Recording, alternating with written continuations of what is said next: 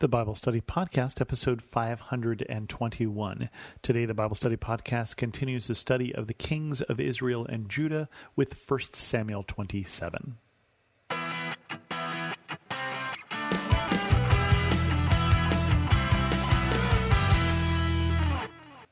Welcome to the Bible Study Podcast. I'm your host, Chris Christensen. If you're keeping track at home, you may notice we have skipped over 1 Samuel 26 because it's in a case where David finds himself in a situation where he can take the life of Saul in a cave, and he doesn't.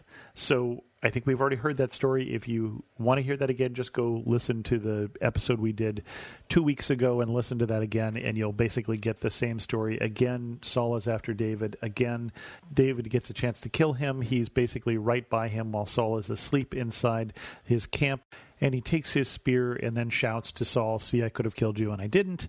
And this is the second and final time that story happens. Now, 1 Samuel 27 is a little different. 1 Samuel 27 finds David among the Philistines, but David thought to himself, "One of these days I will be destroyed by the hand of Saul. The best I can do is to escape to the land of the Philistines. Then Saul will give up searching for me anywhere in Israel, and I will slip out of his hand." So David and the 600 men with him left and went over to Achish, son of Maoch, king of Gath. David and his men settled in Gath with Achish. Each man had his family with him, and David had his two wives, Ahinoam of Jezreel and Abigail of Carmel, the widow of Nabal. When Saul was told that David had fled to Gath, he no longer searched for him. Then David said to Achish, "If I have found favor in your eyes, let a place be assigned to me in one of the country towns, that I may live there. Why should your servant live in the royal city with you?" So on that day Achish led him to Ziklag, and it has belonged to the kings of Judah ever since. David lived in Philistine territory for a year and 4 months.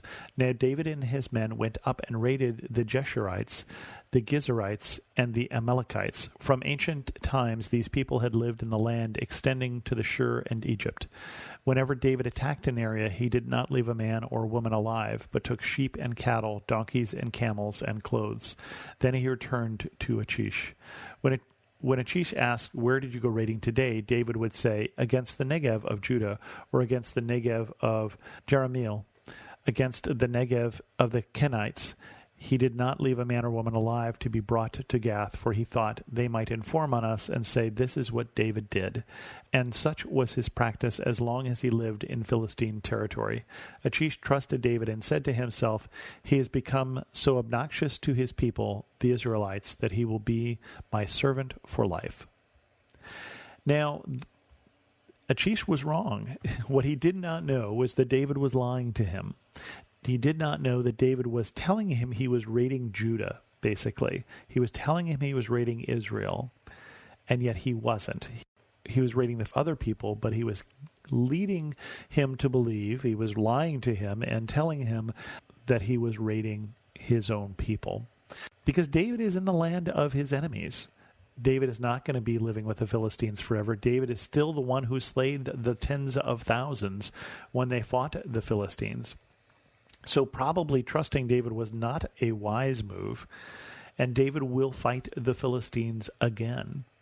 But for this time, for this year and 4 months, he is living in the land of his enemy because his king is trying to kill him. Continuing on into 1 Samuel 28, this is a more interesting part that I want to get to today. In those days, the Philistines gathered their forces to fight against Israel. Achish said to David, "You must understand that you and your men will accompany me in the army." David said, "Then you will see for yourself what your servant can do."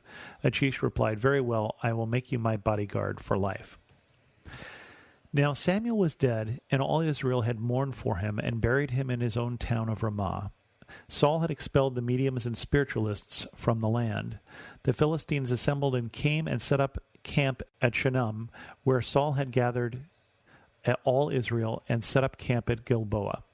When Saul saw the Philistine army, he was afraid. Terror filled his heart. He inquired of the Lord, but the Lord did not answer him by dreams or Urim or prophets.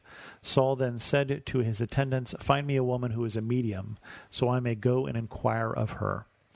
"There is one in Endor," they said. So Saul disguised himself, putting on clothes, and at night he and 2 men went to the woman.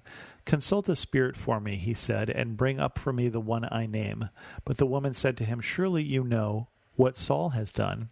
He has cut off the mediums and spiritualists from the land. Why have you set a trap for my life to bring about my death?" Saul swore to her by the Lord, "As surely as the Lord lives, you will not be punished for this." Then the woman asked, "Whom shall I bring up for you?" "Bring up Samuel," he said. When the woman saw Samuel, she cried at the top of her voice and said to Saul, "Why have you deceived me? You are Saul."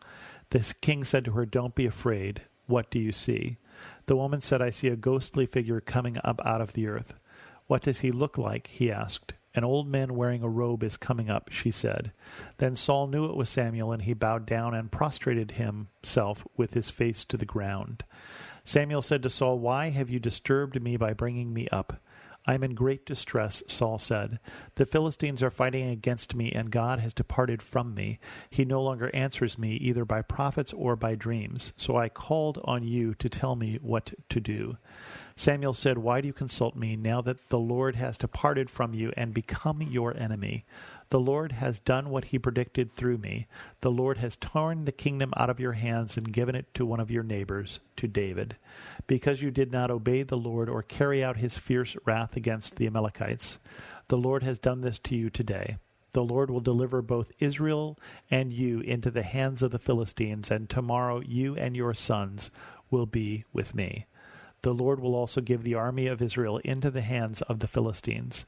Immediately Saul fell full length on the ground, filled with fear because of Samuel's words. His strength was gone, for he had eaten nothing all day and all that night. When the woman came to Saul and saw that he was greatly shaken, she said, "Look, your servant has obeyed you. I took my life in my hands and did what you told me to do.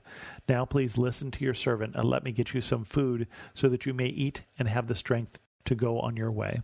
He refused and said, "I will not eat." But his men joined the woman in urging him, and he listened to them. He got up from the ground and sat on the couch. The woman had a fattened calf at the house, which she butchered at once. She took some flour, kneaded it, and baked bread without yeast. Then she set it before Saul and his men, and they ate. That same night they got up and left. Saul's story, you may guess, is winding down, and he just learned that. He just learned that from Samuel, even though Samuel is dead. And so he goes to visit a medium, and the thing to understand is that he is the one who outlawed mediums, and he did because the law of the Old Testament outlaws mediums. It outlaws going to these people. It outlaws going to anyone except for God for answers. But God has turned his back on Saul. So he doesn't get dreams, the prophets won't talk to him, and he can't even throw the Urim and the Thummim and find out what God wants. And so he breaks his own law, a law that holds the penalty of death, which is the Old Testament penalty for spiritualism, for seeking wisdom from spirits. And the penalty we need to understand is not because the Old Testament feels there is no power there, but there is no power there aligned with God. This is something that is against the will of God. And so he is breaking God's law by doing this. So he calls up Samuel, of all people, Samuel, who he hasn't listened to in life, Samuel, who is now dead, and Samuel says, what do you want from me? Why are you bothering me now? I told you this was going to happen.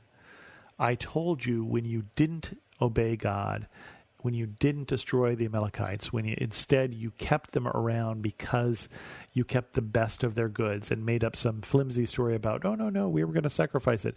I told you then your kingdom would be torn from you, and it's going to happen, and it's going to happen tomorrow. That is not good news.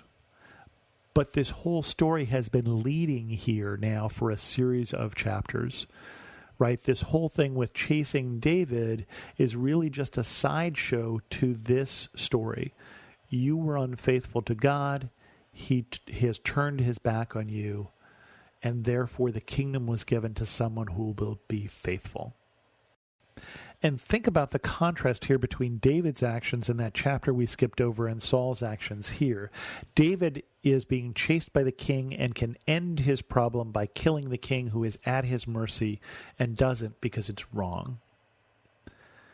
Saul, who has created his own problems, breaks his own law and does the wrong thing and finds out even worse news. David is trying to do the right thing, even when it's inconvenient. Saul, when he finds that the right thing is inconvenient, goes ahead and does something else. David and Saul have two different hearts. This is the reason why God has turned his back on Saul and has turned towards David. Because this is someone he can work with. This is not someone who is perfect, as we will see going forward. But David is wholehearted, and Saul is half-hearted. And his story is winding down, and we'll do that next week. With that, we're going to end this episode of the Bible Study Podcast. If you have any questions, send an email to host@thebiblestudypodcast.com, or better yet, leave a comment on this episode at thebiblestudypodcast.com. And thanks so much for listening.